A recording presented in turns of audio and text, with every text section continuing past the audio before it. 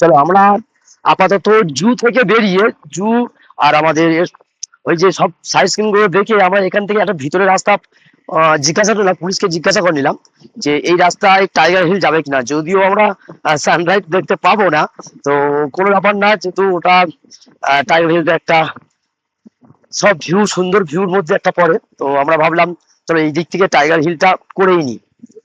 হ্যাঁ, ওয়েদারটা খুব দারুণ ওয়েদার, আমাদের কপালটা সত্যি খুবই ভালো। আর আমাদের পাঁচ ভবঘুরের ভাগ্যটা খুব ভালো, যেহেতু নতুন এসছে ওরা।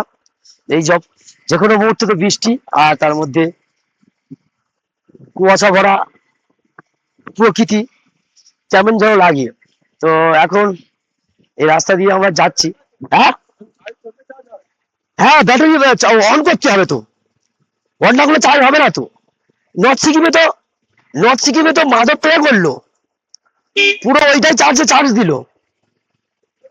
হ্যাঁ, কোনটা হতে পারে? ও সরি, এখানে করা যাবে কিন্তু রান্না, এখানে সব করা যাবে কিন্তু। ঠিক ঠিক ঠিক, এই দোকানে আমি ম্যাগি খেয়েছিলাম গতবারে এসে। হ্যাঁ তাই তো, আমরা আগেবারে উল্টো রুটে এসেছিলাম, যেহেতু হেঁটে এসেছিলাম, তো এই রুটটা আমরা গতবারে এসেছিলাম, সেই সবে চিনতে পারলাম, জাস্ট লকডাউনে এসেছিলাম যখন আমরা টুরিস্ট হিসেবে। তো এখন ট্রাভেল করছি, বেশ ভালোই লাগছে কিন্তু পাহাড়ের রাস্তায়, আর এত সুন্দর পরিবেশ, আর হালকা হালকা ঠান্ডা ঠান্ডা কিন্তু